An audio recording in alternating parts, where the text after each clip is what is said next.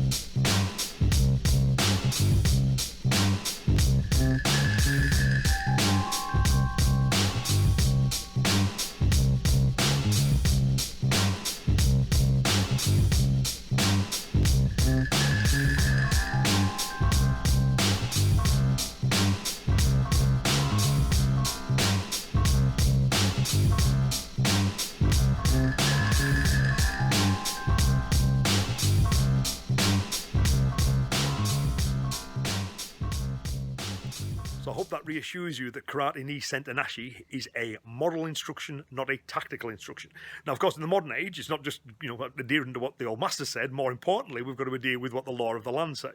Now, that'll vary around, the globe, but here in the UK, there's a firmly established legal precedent that preemptive striking, when you have an honestly held belief that attack is imminent, is okay. You're allowed to do that. So I'd just like to share a little bit of that with you, a little bit of the law with you, so again, so you can be confident from, at least from a UK perspective, that it's legal. Now, obviously, in your part of the world, you need to look up and make sure you're familiar with what the law of the land is.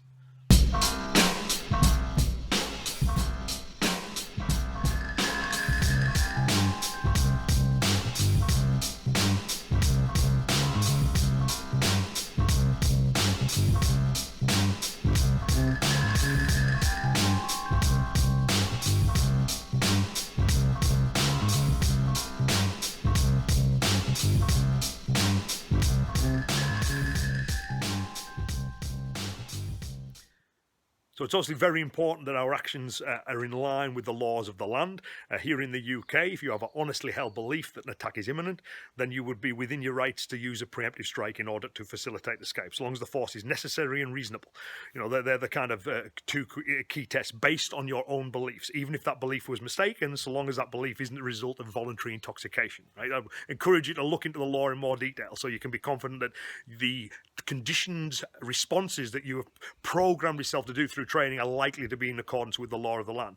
Obviously, the time to be thinking about the law is not when the situation is unfolding. You think about it in training, so you condition good habits, good principles, good tactics, so that your actions are more likely to make sure that you not only escape the scenario then, that you don't find yourself having legal problems after the event, right?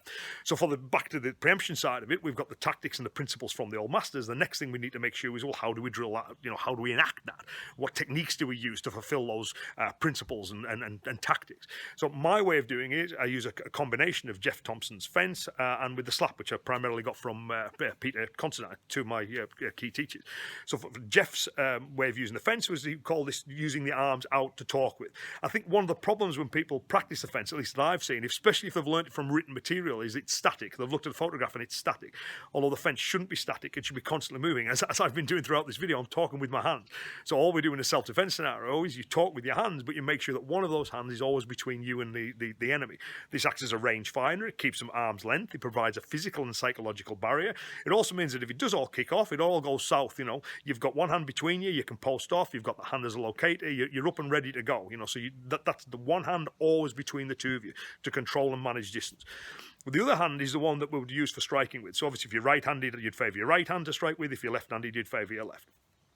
What we do during the talking, when we realise, okay, this is no way I'm going to avoid this. I'm not going to talk my way out of this. I can't reason with this guy.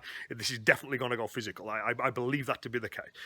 One key indicator of that would be that they try to close distance, which again is why the hand can really help. If the hand's out in front of you, if they walk into the hand, you know they're trying to close space. It doesn't matter what's coming out their mouth, it's their actions that are more important.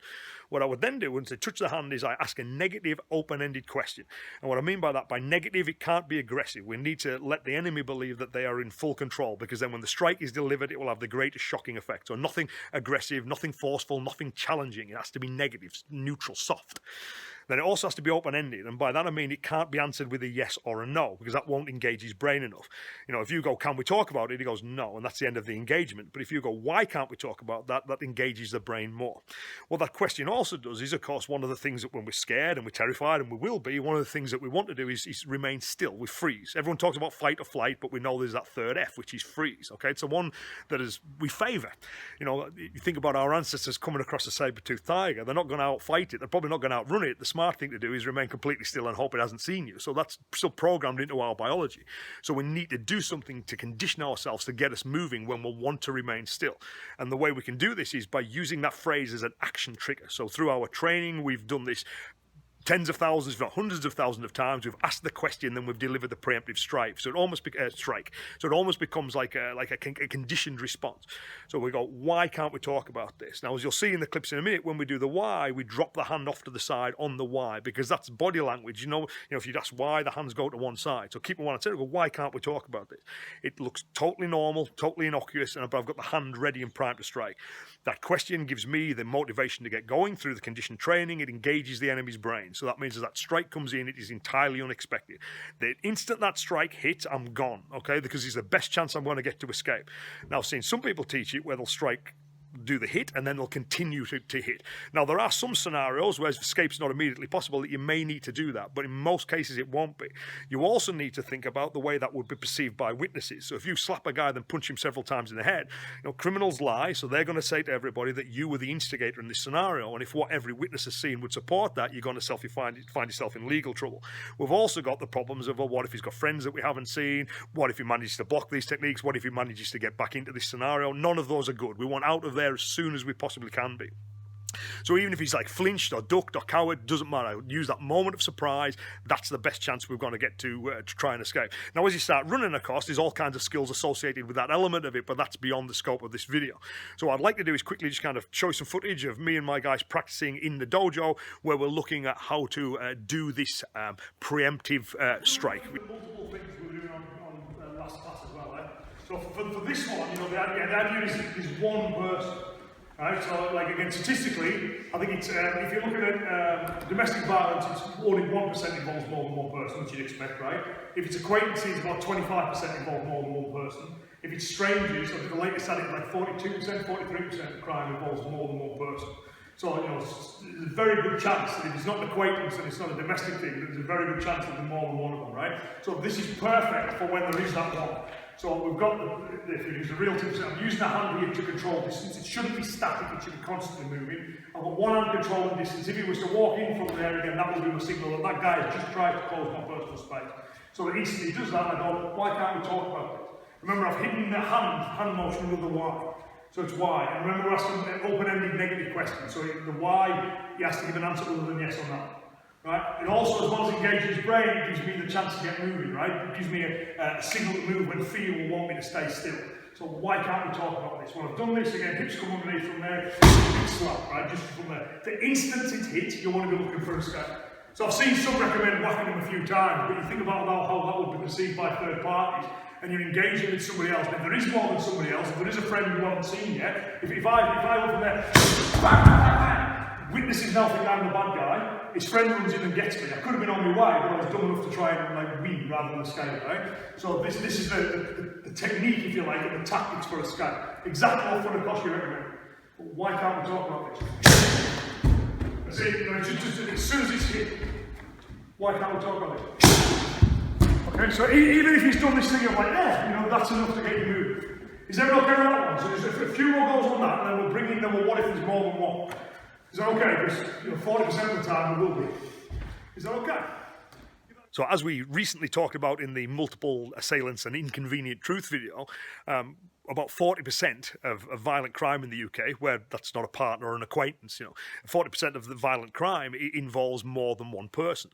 So therefore, we also need to practice preemption against groups. Now, that is something that we do practice, and I've made a video for app subscribers about that. So if you're an app subscriber, if you go into the app, you'll be able to find a video in there on how to deliver preemptive strikes to multiple opponents, because there's some extra considerations there about group dynamics and causing chaos.